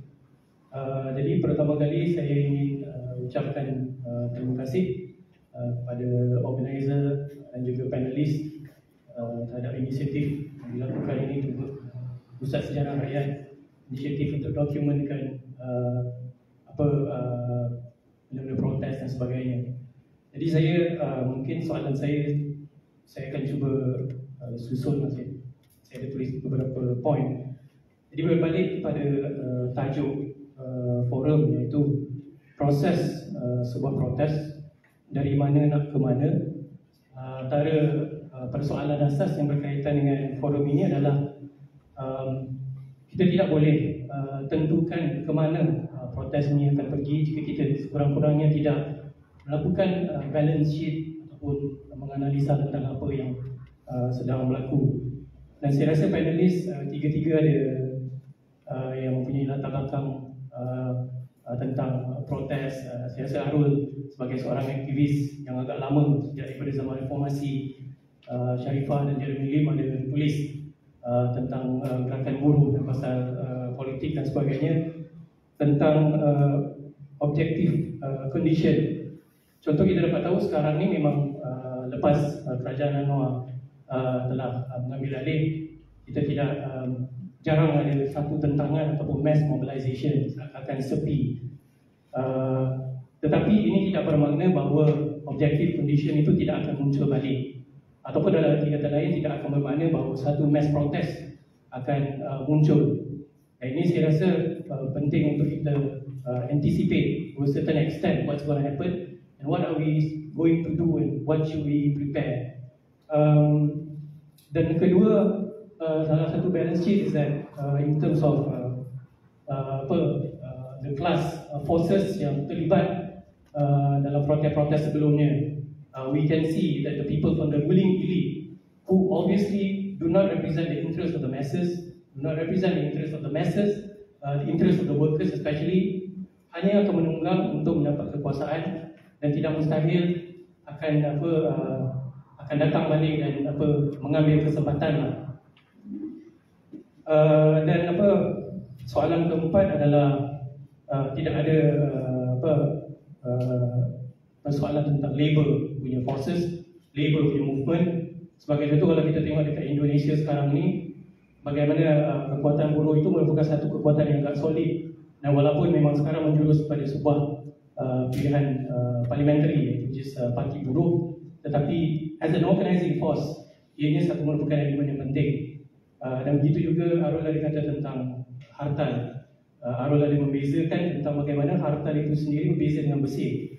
Dan, mungkin hartal itu the leading forces adalah labor yang buat mogok nasional itu sendiri.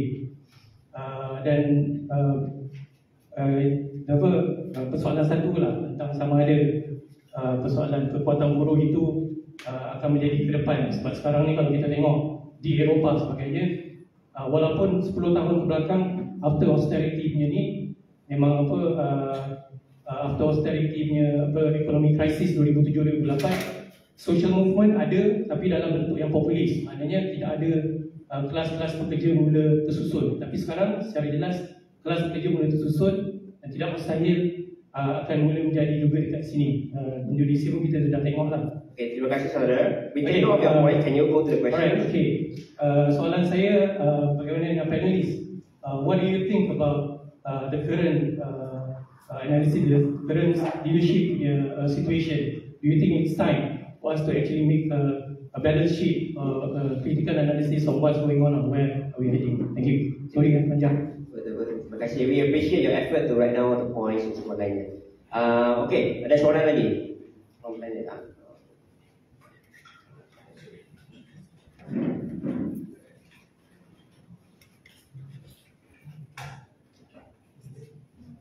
Assalamualaikum, salam sejahtera. Saya Ahmad, saya mahasiswa dari UF. Ingin bertanya dua soalan. Soalan pertama sedikit direct kepada Dr. Sharifah. Sebabkan Dr. Sharifah ni dekat dengan pendidikan, dekat dengan mahasiswa.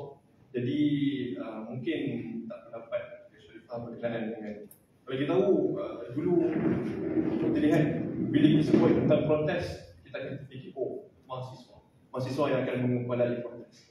Jadi persoalan saya buat Dr. Sharifah, apa pandangan Dr. Sharifah tentang mahasiswa masa ini? Itu soalan buat Dr. Sharifah. Soalan saya buat ketiga-tiga panelis adalah kalau ketiga-tiga panelis ada peluang untuk bercakap kepada mahasiswa, apa yang akan jadi? Jadi itu soalan saya. Terima kasih. Is there one more from the floor? Andrew? Andrew.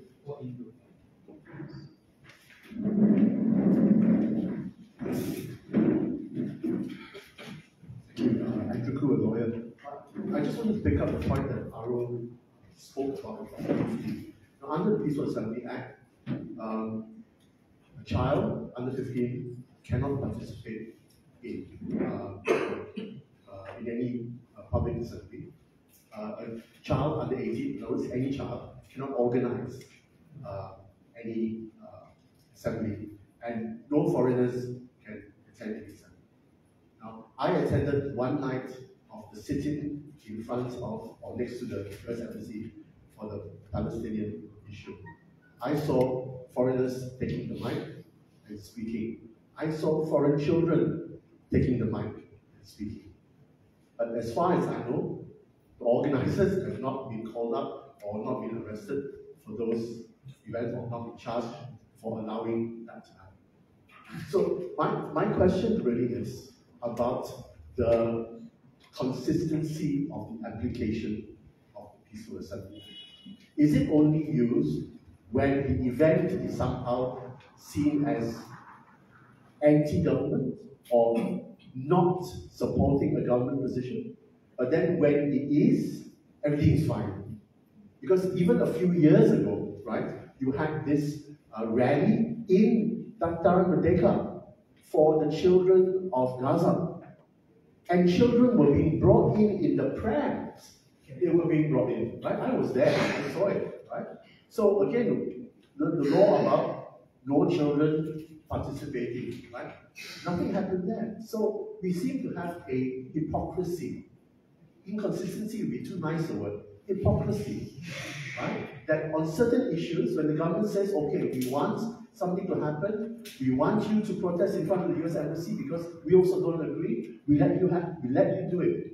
And when we don't worry about the consequences. But when it's something like the International Women's March, where they may have or may not have seen rainbow-colored flags in the parade, oh, cannot, we must arrest you or we must bring you to question. So I just want to comment, I mean, if we want to move forward, if somebody talks about the Madani government or Mahmoud Ibrahim, if we want to lift our head high and say we are a country that is supportive of the rule of law, then should we not have consistency in approach in the way our laws are applied?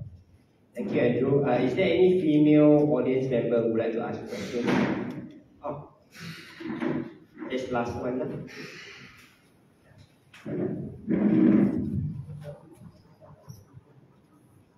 Hai, nama saya Shakira.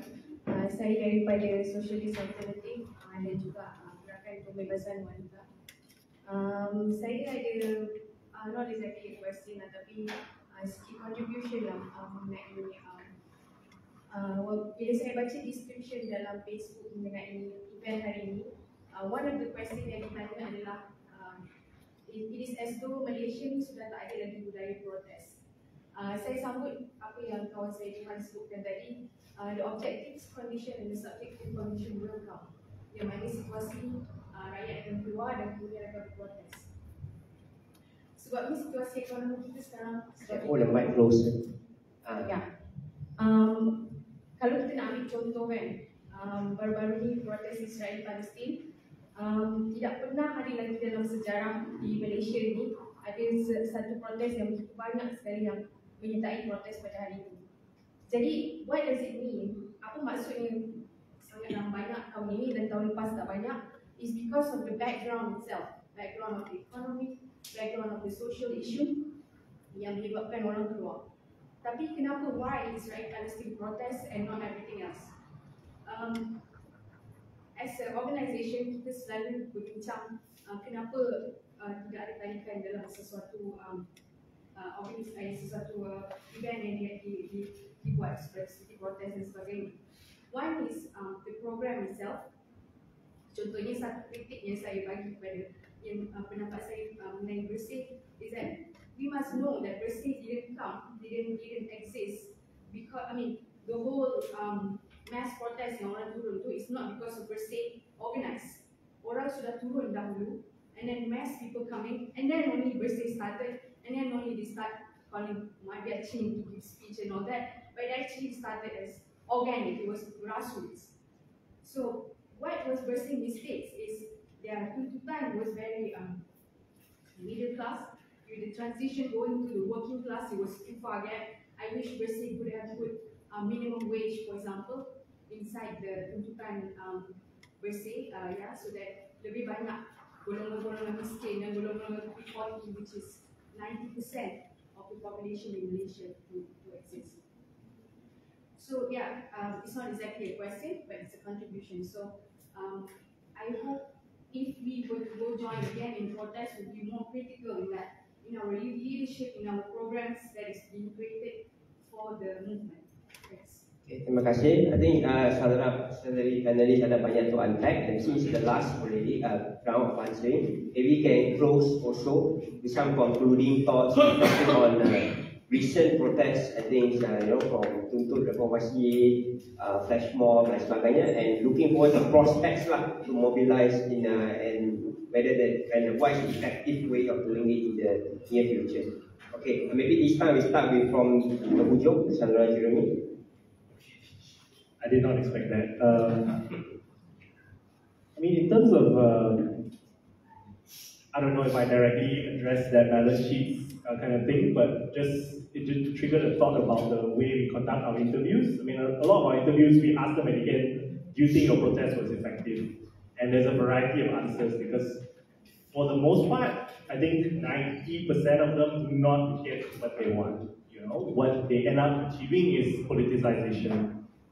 And that's valuable because that allows for civil society to continue to expand, something that I think Malaysia desperately needs. So, if we think about that balance sheet on the whole, I think, Malaysia is moving in that right direction when it comes to more association and more engagement. Of course, I'd like to see it accelerate. On the labor front, we certainly tried to include people from the labor movement. I think we tried pretty hard to get people who were involved with trying to organize like gig workers. I think there was an issue about I what was it, Shopee or one of them, they were throwing parcels, Ninja Van, right? So there are those instances of kind of, wouldn't call them labor unrest, that's incidents. But we did try, and unfortunately, I think those are the only ones we can really think of. There aren't that many. I mean, we do hope that with the passage of the new Trade Union Act, that there will be more association down the road, but the culture is completely just gone, right? I mean, I think the Malaysian government, with the British government, killed it in the 50s. So it's a long way to go to rebuild those labor movements, especially if they're going to be involved in like upcoming kind of protests. I think the students one is probably easier to answer because they are such great, I mean, I don't know if anyone in the room who hasn't listened to Fahmi Reza's Student Power lecture, you can listen to it. It's on the Ilham Gallery YouTube channel. You know, students in Malaysia have had a very radical history, something that the government prefers not to remind you about. And you know, there is really inspirational, I would say there are inspirational stories of organizers who are involved in things in the Pakatan 1.0 era. People who organized around UM and UKM, people from Malaysia Muda, Gerakan Pembebasan Academic. Yangke isn't in the crowd today, but one of the major players in the student movement. So there's a long history to sort of draw inspiration from. And not to plug Imagine Malaysia like right here, but we did a student activism project for which Zikri was the director. That website is still up. That documents, you know, all of the student activism that happened over the last 10, 15 years and beyond. I think Dr. Kong Kim Pung is here in the audience also. So yeah, you students have a lot to draw from, and I think, we need to do better at bringing that information to them. And close out with that.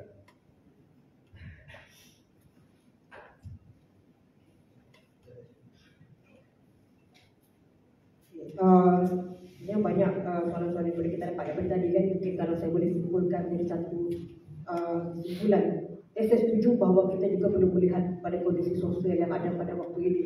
Kita perlu sertakan soalan-soalan tentang kelas di dalam sebarang forum wacana dan juga protes dan sebagainya. Dan saya sendiri berpendapat bahawa protes itu adalah salah satu syarat atau salah satu perancaran, salah satu jalan. Namun di sebalik itu memang kita perlu biasa melakukan advokasi, mobilisasi dan sebagainya.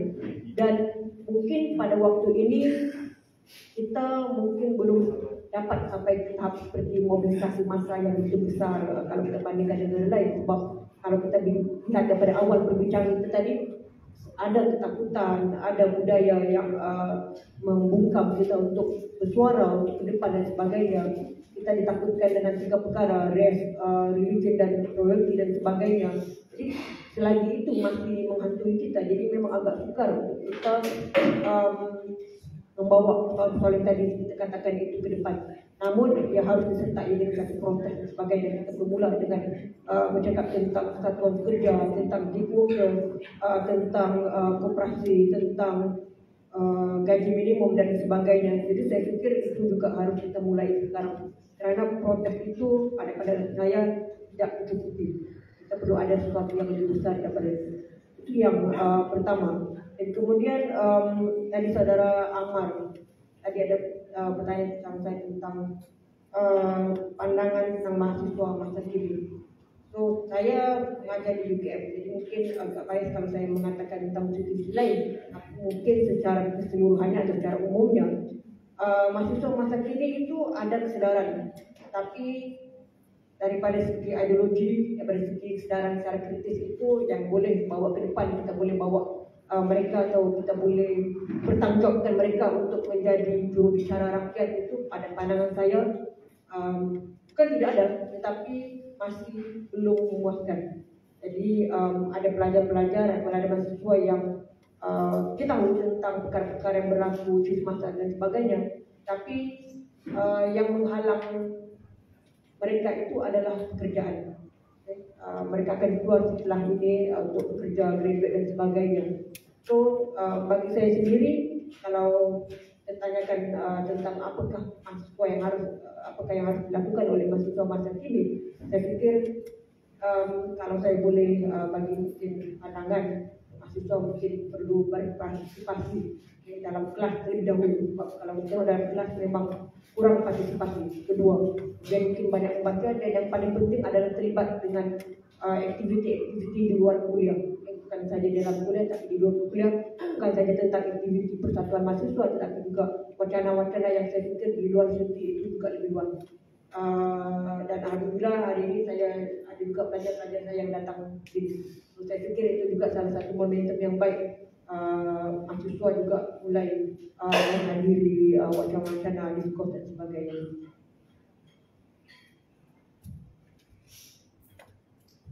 Okay, I think tiga isu.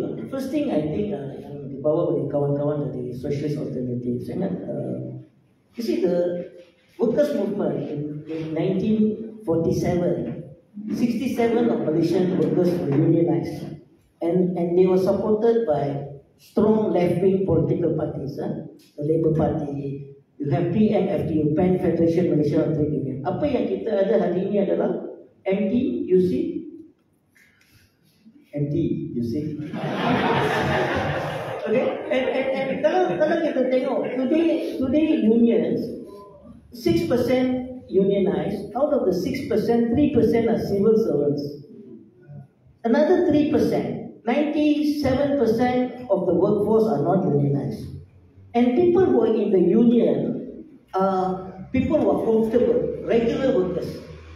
That means they don't want to get involved in protest, anything, When is the last time you heard of a strike, mogok?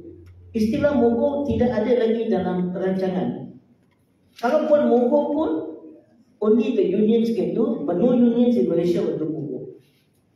The most unions buat hari ini adalah piket, lunchtime piket, wear a badge, that kind of thing. Itu pun in Malaysia, NUPE is the strongest union. The banking union are the biggest union all over the world, but in Malaysia it is the strongest union. So I'm just trying to say that other countries, the mining union, the transport workers union and all that.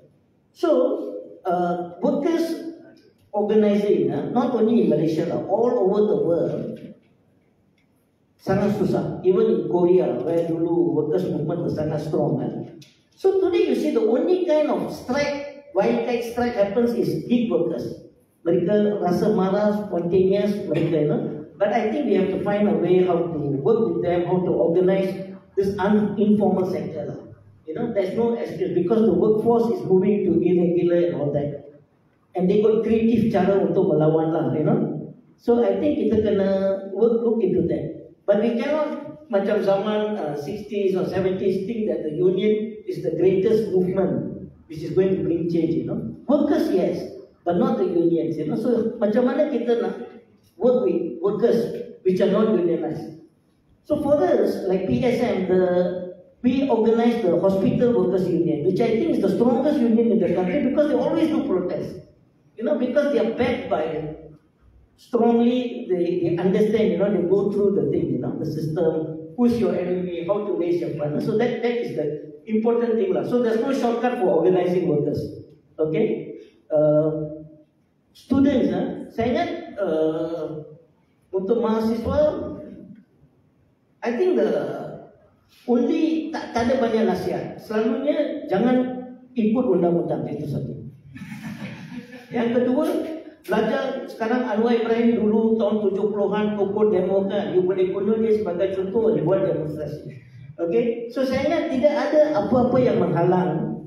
And I think students harus selalunya lebih kreatif, selalu pecahkan all the older way of thinking lah, So I think saya memang tak ada nasihat untuk dia kecuali jangan ikut undang-undang lah, jangan dengan nasihat orang tua. You fight on, Cari jalan, organize, tuntut perubahan. Tapi di Malaysia, semua gerakan kita ada masalah perkauman. So kita kena pastikan apa-apa perlawanan yang kita bawa boleh membawa semua orang. Macam tadi kawan cakap gaji minimum. boleh bawa semua orang, you know. Kalau narrative itu hanya membawa satu kaum, contohnya if you talk about meritocracy is going to break the student movement, you know. So selalu cari benda-benda yang boleh menyatukan masa, you know. And then bila rakyat sudah bersama, then I think kita boleh lawan perkauman lah, you know. Itu satu. About what Andrew seorang yang sangat berpengalaman. Basically is I always say, kalau nak buat demonstrasi, jangan tanya nasihat pokok. Lepas kena tangkap baru panggil pokok. Okay? Because laws are there to be broken. Okay? If they say you don't bring migrant worker, if the struggle is about Rohingya or Myanmar issues, you have to bring them to the street, kan? So you don't follow the law. Kalau orang asli pekerja ladang, rumah nak roboh, dia nak buat demo, takkan dia anak-anak duduk rumah, dua orang pergi, you know? Tak ada, you know? So we don't follow the laws. Laws are there to make sure you follow. But the objective of demonstration and protest culture is lebih tinggi daripada undang-undang. Kita kena faham itu. And of course, like Andrew said, we have to reform the laws lah, make the law. Okay, dulu like, you know, you cannot demonstrate. You must minta permission. Sekarang tak perlu minta permission. Sekarang kena notify. Last time 10 hari, sekarang 5 hari. Okay? So semua pembaruan ini berlaku kerana ada orang yang berprotes. Okay? Because there is resistance to the movement now. Saya rasa ini sangat penting untuk resistance itu kita terus bergerak. Undang-undang itu, bad laws are there to be broken lah. You know? You must understand that. Okay? It's not to be followed. Okay? Yeah. Okay, thank you so much to our panelists. Let's give them a round of applause.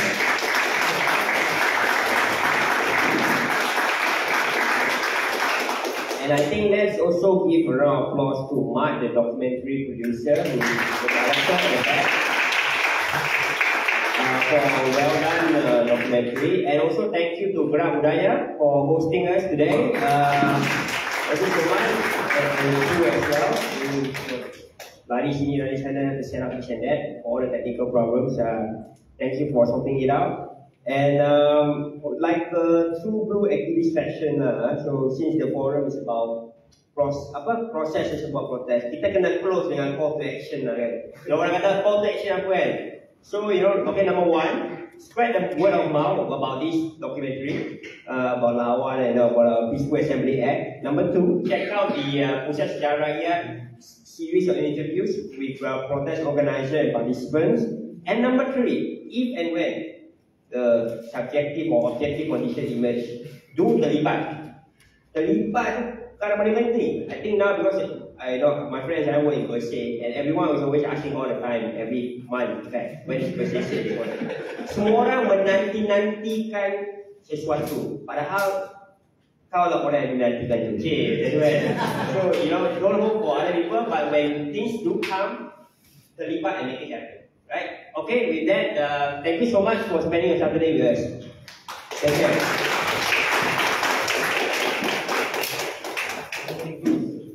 On behalf of Budaya, welcome the car owner WP285C. Your car needs your attention. Thank you.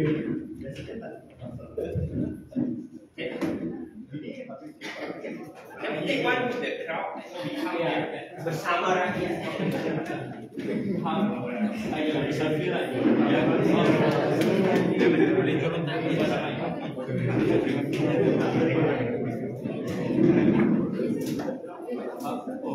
Okay, the crowd is coming from the side. You take boleh lah. Sit also can, sit also can.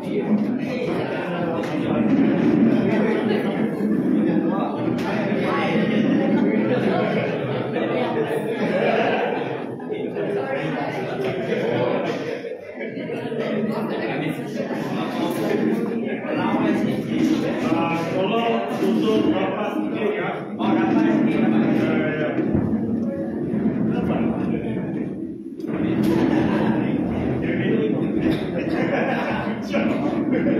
Apa sedia?